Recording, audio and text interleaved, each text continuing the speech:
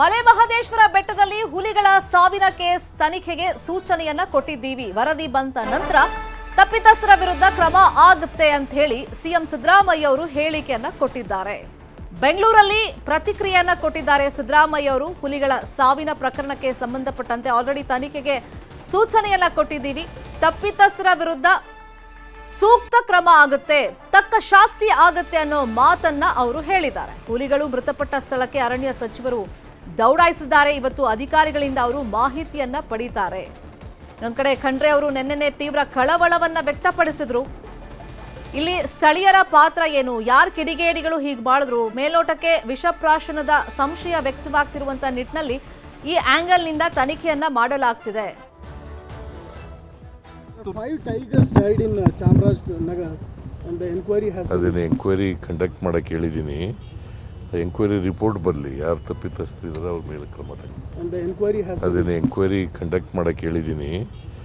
Enquiry report ಬರಲಿ, ಯಾರು ತಪ್ಪಿತಸ್ಥರಿದ್ದಾರೆ ಅವ್ರ ಮೇಲೆ ಕ್ರಮ ತಗೊಳ್ಳಿ. so there are 5 tigers died in Chamarajanagar and the inquiry has ಅದನ್ನ ಎಂಕ್ವೈರಿ ಕಂಡಕ್ಟ್ ಮಾಡಕ್ಕೆ ಹೇಳಿದ್ದೀನಿ. ಎಂಕ್ವೈರಿ ರಿಪೋರ್ಟ್ ಬರಲಿ, ಯಾರು ತಪ್ಪಿತಸ್ಥರಿದ್ದಾರೆ ಅವ್ರ ಮೇಲೆ ಕ್ರಮ ತಗೊಳ್ಳಿ. and the inquiry has ಅದನ್ನ ಎಂಕ್ವೈರಿ ಕಂಡಕ್ಟ್ ಮಾಡಕ್ಕೆ ಹೇಳಿದ್ದೀನಿ. ಎಂಕ್ವೈರಿ ರಿಪೋರ್ಟ್ ಬರಲಿ, ಯಾರು ತಪ್ಪಿತಸ್ಥರಿದ್ದಾರೆ ಅವ್ರ ಮೇಲೆ ಕ್ರಮ ತಗೊಳ್ಳಿ. so there are 5 ತನಿಖೆಯನ್ನ ಕೈಗೊಳ್ಳೋದಕ್ಕೆ ಸೂಚನೆಯನ್ನ ಕೊಟ್ಟಿದ್ದೀವಿ. ವರದಿ ಬಂದ ನಂತರ ಸೂಕ್ತ ಕ್ರಮ ಆಗುತ್ತೆ ಅಂತ ಪ್ರತಿಕ್ರಿಯೆಯನ್ನ ಸಿದ್ದರಾಮಯ್ಯ ಅವರು ಕೊಟ್ಟಿದ್ದಾರೆ.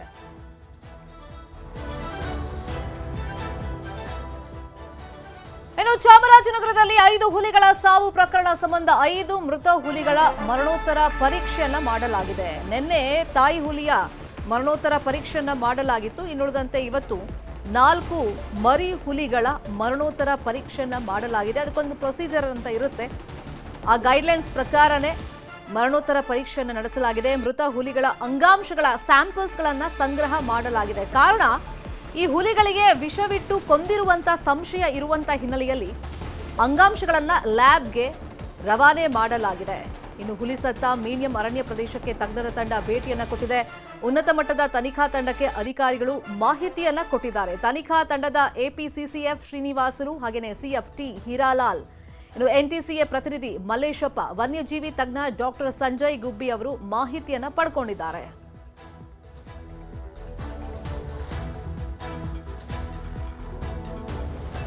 ಹಸುಗಳ ಮೇಲೆ ಹುಲಿಗಳು ದಾಳಿಯನ್ನ ಮಾಡಿದ್ವು.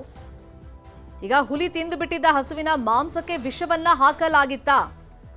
ಆ ಮಾಂಸವನ್ನ ಈ ತಾಯಿ ಹುಲಿ ಜೊತೆಗೆ 4 ಮರಿ ಹುಲಿಗಳು ಬಂದು ತಿನ್ನೋ ಪ್ರಯತ್ನವನ್ನ ಮಾಡಿದಾಗ ಸಾವನ್ನಪ್ಪಿದ್ದಾವ ಅನ್ನೋ ಕುರಿತಂತೆ ತನಿಖೆಯನ್ನ ಮಾಡಲಾಗ್ತಾ ಇದೆ. ಈಗ ಉನ್ನತ ಮಟ್ಟದ ಸಮಿತಿಯನ್ನ ಮಾಡಲಾಗಿದೆ. ತಜ್ಞರ ತಂಡ ಸ್ಥಳಕ್ಕೆ ವಿಸಿಟ್ ಮಾಡಿದೆ. ಸ್ಥಳೀಯ ಅಧಿಕಾರಿಗಳು ಈ ತಂಡಕ್ಕೆ ಮಾಹಿತಿಯನ್ನ ಕೊಟ್ಟಿದ್ದಾರೆ. ಇನ್ನು 5 ಹುಲಿಗಳ ಅನುಮಾನಾಸ್ಪದ ಸಾವು ಪ್ರಕರಣ ಸಂಬಂಧ ವಿಷ ಹಾಕಿ ಹುಲಿಗಳನ್ನ ಕೊಂದಿರುವಂತ ಸಂಶಯಗಳು ಪ್ರಾಥಮಿಕವಾಗಿ ಸಿಕ್ಕಿರೋದ್ರಿಂದ ಕೆಲ ದನಗಾಹಿಗಳನ್ನ ಕರ್ಕೊಂಡ್ಬಂದು ವಿಚಾರಣೆಯನ್ನ ಮಾಡಲಾಗ್ತಾ ಇದೆ. ಈಗ ಸತ್ತಿರುವಂತ ಜಾನುವಾರು ಅಥವಾ ಹಸು ಯಾರದ್ದು ಅಂತ ಹೇಳಿ ಪತ್ತೆ ಹಚ್ಚಬೇಕಾಗುತ್ತೆ. ಅದನ್ನ ಪತ್ತೆ ಹಚ್ಚಿದ ಮೇಲೆ ವಿಷ ಸೇರಿಸಿದ್ ಯಾರು ಅಂತ ಹೇಳಿ ಕಂಡುಹಿಡಿಬೇಕಾಗುತ್ತೆ. ಸತ್ತ ಹಸು ಯಾರದ್ದು ಅಂತ ಹೇಳಿ ಪತ್ತೆನೆ ದೊಡ್ಡ ಚಾಲೆಂಜಿಂಗ್ ಆಗಿದೆ. ಸರ್ಕಸ್ ಆಗ್ತಾ ಇದೆ. ಅದಕ್ಕೆ ಸತ್ತ ಹಸು ನಮ್ದಲ್ಲ ಅಂತ ಸ್ಥಳೀಯರು ಹೇಳ್ತಾ ಇದ್ದಾರೆ. ಹಾಗಾದ್ರೆ ಹಸು ಯಾರದ್ದು ಅಂತ ಫಸ್ಟ್ ಗೊತ್ತಾಗಬೇಕು. ಅದಾದ್ಮೇಲೆ ತನಿಖೆಗೆ ಒಂದೊಂದೇ ಹಿಂಟ್ ಸಿಗ್ತಾ ಹೋಗುತ್ತೆ. ದನಗಾಯಿಗಳು ವಿಷ ಹಾಕಿ ಕೊಂದ್ರ ಅಥವಾ ಹುಲಿಯನ್ನ ಬೇಟೆ ಆಡಬೇಕು ಅಂತೇಳಿ ಉದ್ದೇಶಪೂರ್ವಕವಾಗಿ ವಿಷವನ್ನ ಹಾಕಿದ್ರ, ಎಲ್ಲ ಆಯಾಮಗಳಲ್ಲೂ ಕೂಡ ಅರಣ್ಯ ಇಲಾಖೆ ಇದೀಗ ತನಿಖೆಯನ್ನ ಮಾಡ್ತಾ ಇದೆ. ಮೇಲ್ನೋಟಕ್ಕೆ ವಿಷಪ್ರಾಶನವನ್ನ ಮಾಡಿನೇ ಈ ಹುಲಿಗಳನ್ನ ಕೊಂದು ಹಾಕಿರೋದು ಗೊತ್ತಾಗಿರೋದ್ರಿಂದ ಆ ಆಂಗಲ್ ನಲ್ಲಿ ತನಿಖೆ ಆಗ್ತಾ ಇದೆ. ಅಂದ್ರೆ ದನಗಳನ್ನ ಈ ಹುಲಿಗಳು ಪದೇ ಪದೇ ಬಂದು ತಿಂತಾವೆ ಅಂತ ಹೇಳಿ ಈ ಉದ್ದೇಶದಿಂದ ಏನಾದ್ರೂ ವಿಷಪ್ರಾಶನ ಮಾಡಿದ್ರ ಅಥವಾ ಹುಲಿಗಳನ್ನ ಬೇಟೆ ಆಡಬೇಕು ಅನ್ನೋ ಉದ್ದೇಶ ಇಟ್ಕೊಂಡೇ ವಿಷಪ್ರಾಶನ ಮಾಡಿದ್ರ ಅನ್ನೋ ಆಂಗಲ್ಗಳಲ್ಲಿ ತನಿಖೆಯನ್ನ ಮಾಡಲಾಗ್ತಾ ಇದೆ.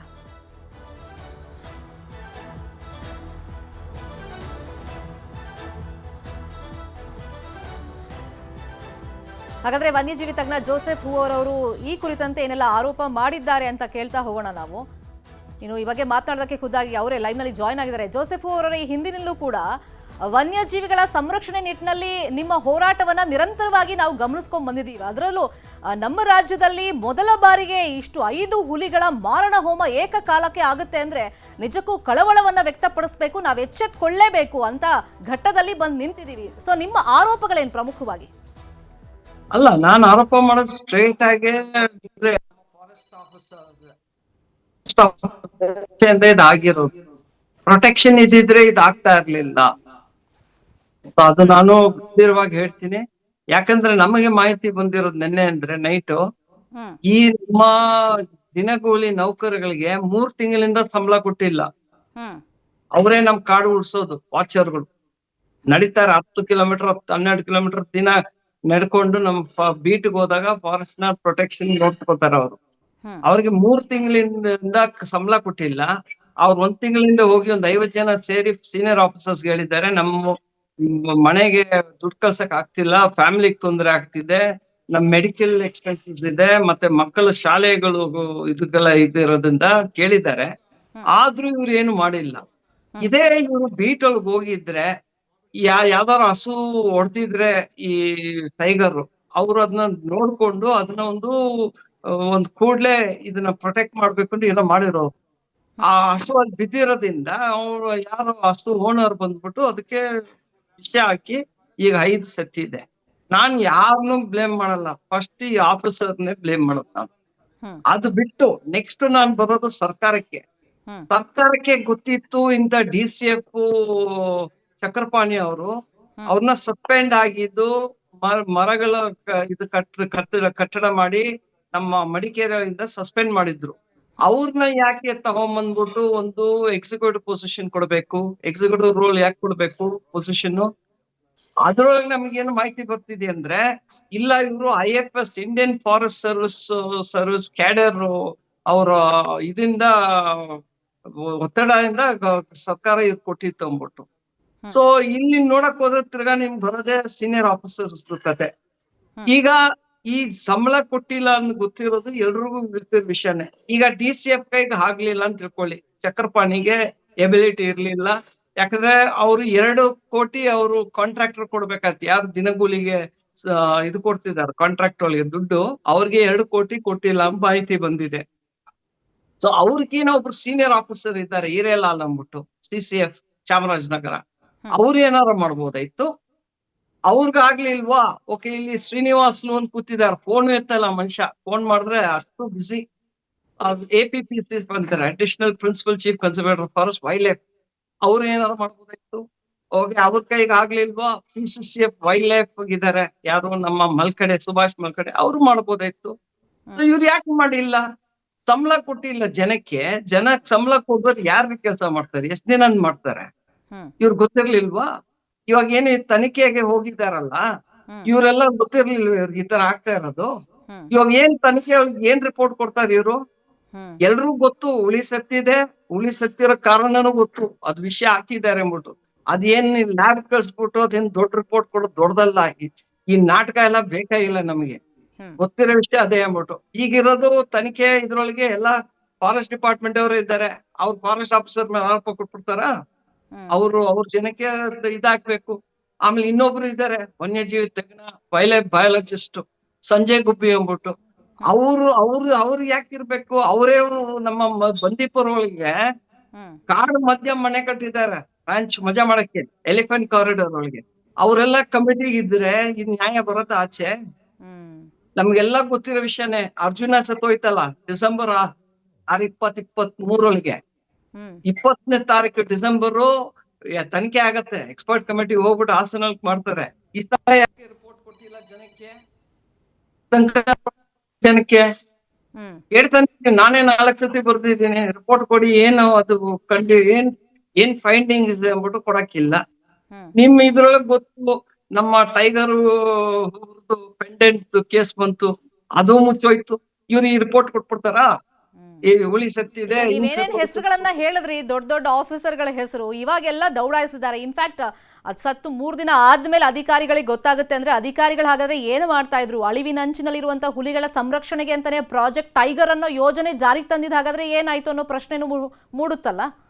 ಅಲ್ಲ, ಇಲ್ಲಿ ನೋಡಿ ಬರ್ತಾ ಇರೋದು ಏನಂದ್ರೆ, ಇವ್ರು ಸಂಬಳ ಕೊಟ್ಟಿದ್ರೆ ದಿನಗೂಲಿ ಅವರು ದಿನ ನಡೀತಾರೆ 10 ಕಿಲೋಮೀಟರ್ 12 ಕಿಲೋಮೀಟರ್. ಈಗ ಏನೇ ಪ್ರಾಣಿ ಸತ್ತಿದ್ರು ವಾಸನೆ ಬರುತ್ತೆ. ಸೊ ಅವ್ರಿಗೆ ಕೂಡ್ಲೆ ಗೊತ್ತಾಗತ್ತ. ಅದು ಜನ ಹೇಳೋದು ದೂರ ಇಲ್ಲ, ರೋಡಿಂದ ಬಹಳ ದೂರನೂ ಇಲ್ಲ ಅಂತಿದ್ದಾರೆ. ಸೊ ವಾಸನೆ ಬಂದೇ ಬರುತ್ತೆ. ಇವ್ರು ದಿನಗೂಲಿ ಅವ್ರು ವಾಕಿಗೆ ಹೋಗಿದ್ರೆ, ಇದು ಬೀಟ್ಗೆ ಹೋಗಿದ್ರೆ 100% ಗೊತ್ತಾಗ್ತಿತ್ತು. ಅವ್ರಿಗೂ ನೋವಿದೆ, ಅವ್ರು ಮನುಷ್ಯರೇ, ಅವ್ರಿಗೂ ಹೊಟ್ಟೆಪಾಡಿದೆ. ಅವ್ರನ್ನ ನೀವು ತುಳಿದಾಕಿ ಅವ್ರಿಗೆ ಸರಿಯಾಗಿ ಸಂಬಳ ಕೊಡ್ಬೇಡಿ, ಅವ್ರ ರೇಷನ್ ಕಡಿಮೆ ಮಾಡಿ, ಅವ್ರಿಗೆ ಇರ್ಕೊಳಕ್ಕೂ ಹ್ಯಾಂಟಿ ಪೋಚಿಂಗ್ ಕ್ಯಾಂಪ್ ಜಾಗ ಉಳ್ಕೊಳಕ್ಕೂ ಸರಿಯಾಗಿ ಕೊಡ್ಬೇಡಿ. ಇವಾಗ ಅವ್ರ ಮೇಲೆ ಹಾಕ್ತೀರಾ ಬ್ಲೇಮ್. ಸೀನಿಯರ್ ಆಫೀಸರ್ಸ್ ಏನ್ ಹೇಳ್ತಾರೆ, ಜೂನಿಯರ್ ಹೋಗಿಲ್ಲ ಭೇಟಿಗೆ ಅಂದ್ಬಿಟ್ಟು. ನಾ ಇಲ್ಲಿ ಬರ್ತೀನಲ್ಲ, ಈಗಿರೋ ಆರೋಪಗಳು ಬೇರೆ ದುಡ್ಡು ಮಾಡ್ಕೊಂಡ್ ಕೂತಿದ್ದಾರೆ, ಯಾರು ಫೀಲ್ಡ್ ಹೋಗ್ತಾ ಇಲ್ಲ. ಆ ಆರೋಪ ಫೀಲ್ಡ್ ಹೋಗಿದ್ರೆ ಗೊತ್ತಾಗ್ತಿತ್ತು ಹಿಂಗಾಗಿದೆ ಅಂದ್ಬಿಟ್ಟು. ಸೊ ಇಲ್ಲಿ ಬರುತ್ತೆ ನಿಮಗೆ ಪಕ್ಕನೆ BRT ಬಿಳಿಗಿರಿ ರಂಗ ಟೆಂಪಲ್ ರಿಸರ್ವ್ ಒಳಗೆ, ಟೈಗರ್ ರಿಸರ್ವ್ ಒಳಗೆ 2 ಆನೆ ಸತ್ತಿತ್ತು. ಒಂದು ಆನೆ 6 ತಿಂಗಳು ಸತ್ತಿದ್ಮೇಲೆ ಸಿಕ್ಕಿತ್ತು, ಇನ್ನೊಂದ್ 8 ತಿಂಗಳು ಆಗಿದ್ಮೇಲೆ ಸಿಕ್ಕಿದೆ. ಸೊ ಗೊತ್ತಾಗತ್ತಲ್ಲ ನಿಮ್ಗೆ ಯಾರ್ ಕೆಲಸ ಮಾಡ್ತಿದ್ದಾರೆ ಅಂದ್ಬಿಟ್ಟು. ಆರೋಪ ಸರಿ ಇದ್ರೆ ಮಾಡ್ತಾರೆ ಕೆಲ್ಸ. RFO ಮೇಲೆ ಇರೋದು ಒಂದು ACF ಮೇಲೆ ಇರೋದು ಒಂದು DCF. ಅವರೆಲ್ಲ ಕರೆಕ್ಟ್ ಆಗಿ ಸಿಸ್ಟಮ್ ಫಾಲೋ ಮಾಡಿದ್ರೆ ಆಗತ್ತೆ. ಯಾರು ಕೆಲಸ ಮಾಡ್ತಿಲ್ಲ, ಬೇರೆ ದುಡ್ಡು. ಇವ್ರಿಗೆ ಸಂಬಳ ಕೊಡ್ತಾರೆ, ಕಾಡನ್ನ ಉಳಿಸಿ, ವನ್ಯಜೀವಿ ಉಳಿಸಿ, ಬಯೋಡೈವರ್ಸಿಟಿ ಉಳಿಸಿ, ಜನಕ್ಕೆ ಒಳ್ಳೇದಾಗತ್ತೆ ಅಂದ್ಬಿಟ್ಟು. ಇವ್ರಿಗೆ ಅದು ಸಂಬಳ ಬಿಟ್ಟು ಬೇರೆನೂ ತಿನ್ಬೇಕು ಇವ್ರಿಗೆ. ನಾನು ಇವತ್ತು ಆರೋಪ ಮಾಡ್ತಾ ಇದ್ದೀನಿ, ನಂಗೆ ಧೈರ್ಯವಾಗಿ ಹೇಳ್ತಾ ಇದ್ದೀನಿ, ಯಾಕಂದ್ರೆ ನಂಗೆ ಗೊತ್ತು, ಫ್ಯಾಕ್ಟ್ಸ್ ಇದೆ. ಕೆಲಸ ಇದು ಇವ್ರು ಇಷ್ಟೆಲ್ಲ ಮಾಡ್ತಾರಲ್ಲ ನಮ್ಮ ಫಾರೆಸ್ಟ್ ಆಫೀಸರ್ಸ್, ಇವ್ರ ದಿನ ನಾನ್ ಫೋನ್ ಮಾಡಿದಾಗೆಲ್ಲ ಬಿಸಿ ಮೀಟಿಂಗ್, ಕಾನ್ಫರೆನ್ಸ್ ರೂಮ್ ಒಳಗಿದೆ ಅಂತಾರೆ PCCF ಗಳು. ಕೆಲವು ಟೈಮ್ ನಾವ್ ಅಲ್ಲಿ ಹೋಗಿ ಮೀಟ್ ಮಾಡಕ್ ಹೋದ್ರೆ ಇಲ್ಲ ಬಿಸಿ ಮೀಟಿಂಗ್ ಹೋಗಿದ್ದಾರೆ ಅಂತಾರೆ. ಇವ್ರು ಇಷ್ಟೆಲ್ಲ ಮೀಟಿಂಗ್ ಮಾಡ್ತಾರಲ್ಲ, ನಾನ್ ವರ್ಷಗಟ್ಲೆ ಫಾರೆಸ್ಟ್ ಡಿಪಾರ್ಟ್ಮೆಂಟ್ ಜೊತೆ ಕೆಲಸ ಮಾಡ್ದವನು. ಇಷ್ಟೆಲ್ಲ ಮೀಟಿಂಗ್ ಮಾಡ್ತಾರಲ್ಲ, ಏನಾದ್ರು ನಮ್ ಕಾಡ್ ಇಂಪ್ರೂವ್ ಆಗಿದ್ಯಾ? ವನ್ಯಜೀವಿ ಸಂಕಷ್ಟ ಕಮ್ಮಿ ಆಗಿದ್ಯಾ? ಜಾಸ್ತಿ ಆಗ್ತಾನೆ ಇದೆ. ನಾನು ಹೇಳ್ತೀನಿ, ಕಾಡನ್ನ ಉಳಿಸೋದು ಬಹಳ ಕಷ್ಟ. ಯಾಕಂದ್ರೆ ಸಣ್ಣ NTCA ಶಿಫಾರಸ್ ಮಾಡಿತ್ತು ಹುಲಿ ಸಂರಕ್ಷಿತ ಪ್ರದೇಶ ಅಂತ ಈ ವಲಯಗಳನ್ನು ಘೋಷಣೆ ಮಾಡಬೇಕು ಅಂತ. ಬಹುಶಃ ಅದಾಗಿದ್ದಿದ್ರೆ ಈ ಹುಲಿಗಳನ್ನ ಉಳಿಸ್ಕೊಳ್ಳುವಂತ ಸಾಧ್ಯತೆ ಇತ್ತು ಅಂತ ಅನ್ಸುತ್ತಾ ನಿಮ್ಗೆ? 100% ಇದು ನಮಗೆ ಟೈಗರ್ ರಿಸರ್ವ್ ಆಗಿ ಎಲಿವೇಟ್ ಆಗಿದ್ರೆ, ಡೆಸಿಗ್ನೇಟ್ ಮಾಡಿದ್ರೆ, ಸೆಂಟ್ರಲ್ ಗವರ್ಮೆಂಟ್ ಇಂದ ನಮಗೆ ಫಂಡ್ಸ್ ಬಂದಿರೋದು. ಈಗ 100 ರೂಪಾಯಿ ಒಳಗೆ 50 ರೂಪಾಯಿ ಸೆಂಟ್ರಲ್ ಗವರ್ಮೆಂಟ್ ಕೊಡ್ತಾರೆ, 50 ರೂಪಾಯಿ ಸ್ಟೇಟ್ ಗವರ್ಮೆಂಟ್ ಕೊಡ್ತಾರೆ ಟೈಗರ್ ರಿಸರ್ವ್ಗೆ. ಅದ್ ಬಂದಿದ್ರೆ ನೀವು ಸಿಬ್ಬಂದಿಗೆ ದುಡ್ಡು ಕೊಡ್ಬೋದಾಯ್ತು, ಪ್ರೊಟೆಕ್ಷನ್ ಮೆಕ್ಯಾನಿಸಮ್ ಇಂಪ್ರೂವ್ ಮಾಡ್ಬೇಕಾಯ್ತು. ಇವ್ರು ಯಾಕೆ ಮಾಡಿಲ್ಲ? ಇವ್ರು ನನ್ಗೆ ಗೊತ್ತು, ಬಸವರಾಜ ಬೊಮ್ಮಾಯಿ ಅವರು ಚೀಫ್ ಮಿನಿಸ್ಟರ್ ದಾಗ ನಾನು ಬರ್ತಿದ್ದೆ ಅವ್ರಿಗೆ, ದಯವಿಟ್ಟು ಇದನ್ನ ಮಾಡಿ ಅಂದ್ಬಿಟ್ಟು. ಅವ್ರು ಒತ್ತಡ ಇದ್ದಿದೆ ಅಂದ್ರೆ ಅಲ್ಲಿಂದ district minister, in charge minister Somanna ಬಿಡ್ತಿರ್ಲಿಲ್ಲ ಅಂದ್ಬಿಟ್ಟು ಅದ್ ಮಾತು ಬಂತು. ಈಗ ನಾ ಹೇಳೋದಂದ್ರೆ ಈ ಸರ್ಕಾರನ ಮಾಡ್ಬೋದಾಯ್ತು. ಹೌದು, ಅಂದ್ರೆ ಇವ್ರ ಮಧ್ಯದ ಜಟಾಪಟಿಗೆ ಇವ್ರ ಅನುಕೂಲಕ್ಕೋಸ್ಕರ ಇವಾಗ ನೋಡಿದ್ರೆ 5 ಹುಲಿಗಳ ಮಾರಣ ಹೋಮ ಆಗಿದೆ. ಈಗ ತಪ್ಪಿತಸ್ಥರು ಅಂತ ಯಾರ ಕಡೆ ಬೊಟ್ಟು ಮಾಡ್ತಾರೆ, ಏನ್ ಕ್ರಮ ಆಗುತ್ತೆ ಅಂತ ಕಾದ್ ನೋಡೋಣ. Thank you so much Joseph Hoover ಅವರೇ, ನಮ್ಮ ಜೊತೆ ಜಾಯಿನ್ ಆಗಿದ್ದಕ್ಕೆ, ಮಾತನಾಡೋದಕ್ಕೆ. ಇನ್ನು ಈ ಬಗ್ಗೆ ಮಾತನಾಡೋದಕ್ಕೆ ಮತ್ತೊಬ್ರು ನಮ್ಮನ್ನ ಜಾಯಿನ್ ಆಗ್ತಾ ಇದ್ದಾರೆ, ವನ್ಯಜೀವಿ ತಜ್ಞರಾಗಿರುವಂತಹ ಪ್ರವೀಣ್ ಭಾರ್ಗವ್ ಅವರು ಜಾಯಿನ್ ಆಗಿದ್ದಾರೆ. ನಮಸ್ಕಾರ ಪ್ರವೀಣ್ ಅವರೇ. ಈಗ ನಿಮ್ಮ ಅನುಮಾನಗಳು ಏನೇನ್ ಸರ್, ಮತ್ತೆ ಆರೋಪಗಳನ್ನ ಯಾರ್ಯಾರ ಮೇಲೆ ಮಾಡ್ತೀರಾ ನೀವು ಈ ಪ್ರಕರಣದಲ್ಲಿ? ಇಲ್ಲ, ಅನುಮಾನಗಳು ಸಾಕಷ್ಟಿವೆ. ಆರೋಪಗಳು ಮಾಡೋ ಅಂತ ಸಮಯ ನನ್ನ ಅಭಿಪ್ರಾಯದಲ್ಲಿ ಈಗಲ್ಲ. ಮೊದಲನೇದಾಗಿ ಅನುಮಾನಗಳು ಏನು ಅಂದ್ರೆ, ಈಗ ಕೆಲವು ಅಂಕಿ ಅಂಶಗಳು ನಮ್ಮ ಮುಂದೆ ಏನಿದೆ ಅದನ್ನ ನಾವು ಫಸ್ಟ್ ನೋಡ್ಬೇಕು. 5 ಹುಲಿಗಳು ಸತ್ತಿವೆ. ಹುಲಿಗಳ ಈ ಬ್ರೀಡಿಂಗ್ ಟೈಗ್ರೆಸ್ ಏನಿದೆ, ಮರಿ ಜೊತೆ ಇರುವಂತ ಹೆಣ್ಣು ಹುಲಿಗಳು, ಇದು ಅತಿ ಮುಖ್ಯ. ನಾವು ಇದನ್ನ ಇಕಲಾಜಿಕಲ್ ಆಂಗಲ್ ಇಂದ ನೋಡಿದಾಗ ಅದು ಆಲ್ಮೋಸ್ಟ್ ತಾಯಿನ ಬಿಟ್ಟು ತಾಯಿ ಮರಿಗಳನ್ನ ಆಚೆ ಕಳಿಸುವಂತ ಒಂದು ಸಮಯದಲ್ಲಿ ಅದಕ್ಕೆ ಸಾಕಷ್ಟು ಆಹಾರ ಬೇಕಾಗತ್ತೆ. ಆದ್ದರಿಂದ ಇದು ಗೊತ್ತಿರೋ ಅಂತ ವಿಷಯ. ಇದು ನಿನ್ನೆ ಮೊನ್ನೆ ಎಲ್ಲ ಈ ಹುಲಿಗಳನ್ನ ಯಾರು ಟ್ರ್ಯಾಕ್ ಮಾಡ್ತಾ ಇದ್ರು, ಯಾಕಿದಕ್ಕೆ ಈ ಹುಲಿಗಳು ಎಲ್ಲಿ ಚಲನವಲನಗಳಿವೆ ಅಲ್ಲಿ ಯಾಕೆ ನೀವು ಸಿಬ್ಬಂದಿಗಳನ್ನ ಸರಿಯಾಗಿ ಅಲರ್ಟ್ ಮಾಡಿ ಅದಕ್ಕೆ ಪ್ರೊಟೆಕ್ಷನ್ ಕೊಟ್ಟಿಲ್ಲ? ಈಗ ಜೋಸೆಫ್ ಹೂವರ್ ಅವ್ರು ಹೇಳಿದ್ರು, ಸಾಕಷ್ಟು ವಿಷಯಗಳನ್ನ ಅವ್ರು ತಂದ್ರು.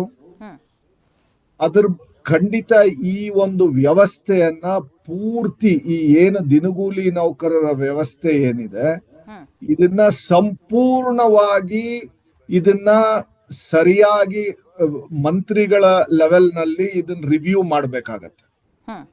ಯಾಕೆ ಅಂತ ಹೇಳ್ತೀನಿ. 1351 ಕೋಟಿ ರೂಪಾಯಿ ಕೇಂದ್ರ ಸರ್ಕಾರದ ನಿಧಿಯಿಂದ ಅಂದ್ರೆ ಕ್ಯಾಂಪಾ ನಿಧಿಯಿಂದ ಕರ್ನಾಟಕ ರಾಜ್ಯಕ್ಕೆ ಬಂದಿದೆ. ಹ್ಮ್ ಆ ಮುಂಚೂಣಿಯಲ್ಲಿರುವಂತ ಸಿಬ್ಬಂದಿಗಳಿಗೆ ಇಷ್ಟು ಹಣ ಇಟ್ಕೊಂಡು ನಾವು ಸಂಬಳ ಕೊಡಕ್ಕಾಗಿಲ್ಲ ಅನ್ನೋ ಆರೋಪ ಕೇಳಿ ಬರ್ತಾ ಇದೆ. ಹ್ಮ್ ಇದ್ರ ಬಗ್ಗೆ ಒಂದು ಸರಿಯಾದಂತ ಭದ್ರವಾದಂತ ವ್ಯವಸ್ಥೆ ನಿರ್ಮಾಣ ಮಾಡಲೇಬೇಕು. ಹ್ಮ್ ಒಂದು. ಎರಡನೇದು, ಈಗ ಈ ತಾಯಿ ಮತ್ತೆ 4 ಮರಿಗಳು ಹ್ಮ್ ಜೊತೆಯಲ್ಲಿರುವಂತದ್ದು ಎಷ್ಟೋ ಕಡೆ ಅರಣ್ಯ ಸಿಬ್ಬಂದಿಗಳು ನೋಡೇ ಇರಬೇಕು, ಹ್ಮ್ ಅವ್ರಿಗೆ ಗೊತ್ತಿರತ್ತೆ. ಆದರೆ ಅಲ್ಲಿದ್ದಂತ ವ್ಯವಸ್ಥೆ ನನಗ್ ಕೇಳಿ ಬಂದಿರೋ ಪ್ರಕಾರ, ಈಗ ತನಿಖೆಯಲ್ಲಿ ಏನ್ ಬರುತ್ತೆ ನನಗ್ ಗೊತ್ತಿಲ್ಲ, 3 ತನಿಖಾ ತಂಡಗಳನ್ನ ಕಾನ್ಸ್ಟಿಟ್ಯೂಟ್ ಮಾಡಿದ್ದಾರೆ. ಹ್ಮ್ ಒಂದು NTCA ಅವ್ರು ಮಾಡಿದ್ದಾರೆ, ಒಂದು ವೆಟರ್ನರಿ ಕಮಿಟಿ ಆಗಿದೆ, ಇನ್ನೊಂದು ಎನ್ಕ್ವೈರಿ ಕಮಿಟಿ ಆಗಿದೆ. ಇಲ್ಲಿ 3-4 ಕ್ಯಾಟಲ್ ಕ್ಯಾಂಪ್ಗಳು, ದೊಡ್ಡಿಗಳು ಹ್ಮ್ ವ್ಯವಸ್ಥಿತವಾಗಿ ಇತ್ತು. ಹ್ಮ್ ಈ ತರ ಮರಿಗಳು, ದೊಡ್ಡ ಮರಿಗಳು ತಾಯಿ ಜೊತೆ ಇದ್ದಾಗ ಅದಕ್ಕೆ ನಾನು ಆಗ್ಲೇ ಹೇಳ್ದಂಗೆ ಆಹಾರ ಬೇಕು. ಹ್ಮ್ ಸೊ ಆ ಕಿಲ್ಗಳನ್ನ, ಕ್ಯಾಟಲ್ ಕಿಲ್ಗಳನ್ನ ಯಾರನ್ನ ಆಗಿದ್ದರೆ, ಮುಂಚೆ ಆಗಿದ್ರೆ, ಹ್ಮ್ ಅದಕ್ಕೆ ಒಂದು ರಿವೆಂಜ್ ಆಗಿ ಆ ಕಿಲ್ಗಳಿಗೆ ವಿಷ ಹಾಕೋದು ತುಂಬಾ ಪ್ರಕರಣಗಳು ನಾವು ನೋಡಿದೀವಿ. ಹ್ಮ್ ಇಲ್ಲಿ ಏನ್ ನಡೀತಾ ಇತ್ತು ಅನ್ನೋದು, ಈ ವಿಷಯಗಳು, ಸೂಕ್ಷ್ಮವಾದಂತ ವಿಷಯಗಳು ಹ್ಮ್ ಈ ತನಿಖಾ ವರದಿ ನಲ್ಲಿ ಇನ್ಕ್ಲೂಡ್ ಮಾಡ್ತಾರಾ ಇಲ್ವಾ ಕಾದ್ ನೋಡ್ಬೇಕಾಗಿದೆ. ಓಕೆ. ಇನ್ನೊಂದು ಅತಿ ಮುಖ್ಯವಾದಂತ ವಿಷಯ, ಈಗ ಒಂದು ಕಮಿಟಿಯಲ್ಲಿ ಹ್ಮ್ ಆ ಪಾರ್ಕ್ DCF ನೇ ಕಮಿಟಿಗೆ ಹಾಕಿದ್ದಾರೆ. ಹ್ಮ್ ಇದರ ಎಷ್ಟರ ಮಟ್ಟಕ್ಕೆ ಸಮಂಜಸ? ಓಕೆ. ನನ್ನ ಅಭಿಪ್ರಾಯದಲ್ಲಿ 5 ಹುಲಿ ಸತ್ತಿರೋದ್ರಿಂದ ಒಂದು ರಿಟೈರ್ಡ್ ಹೈಕೋರ್ಟ್ ಜಡ್ಜ್ ಕಾನ್ಸ್ಟಿಟ್ಯೂಟ್ ಮಾಡಬಹುದಾಗಿತ್ತಲ್ಲ ಕಮಿಟಿ. ಆವಾಗ ಅದು ಇಂಡಿಪೆಂಡೆಂಟ್ ಕಮಿಟಿ ಆಗಿ ಕಂಡು ಬರೋದು ಜನಕ್ಕೆ. ಈಗ ಸಿದ್ದರಾಮಯ್ಯ ಅವರು ಈ ಬಗ್ಗೆ ರಿಯಾಕ್ಷನ್ ಕೊಟ್ಟಿದ್ದಾರೆ. ನಾವು ತನಿಖೆಗೆ ಸೂಚನೆ ಕೊಟ್ಟಿದ್ದೀವಿ, ವರದಿ ಬರಲಿ, ವರದಿ ಬಂದ ಮೇಲೆ ತಪ್ಪಿತಸ್ಥರ ವಿರುದ್ಧ ಖಂಡಿತ ಕ್ರಮ ಅಂತ ಹೇಳಿದ್ದಾರೆ. ನೀವು ಹೇಳ್ದಂಗೆ ಕಣ್ಣೊರೆಸುವಂತ ತಂತ್ರ ಆಗತ್ತಾ? ನಿಜಕ್ಕೂ ತಪ್ಪಿತಸ್ಥರನ್ನ ಫೈಂಡ್ ಔಟ್ ಮಾಡ್ತಾರಾ? ಮುಂದೆ ಈ ರೀತಿ ಘಟನೆಗಳಾಗದಂತೆ ಏನ್ ಕ್ರಮ ಕೈಗೊಳ್ತಾರೆ? ಕಾದ್ ನೋಡೋಣ. Thank you so much Praveen Bhargav ಅವರೇ, ನ್ಯೂಸ್ 18ಗೆ ರಿಯಾಕ್ಷನ್ ಅನ್ನ ಕೊಟ್ಟಿದ್ದಕ್ಕೆ.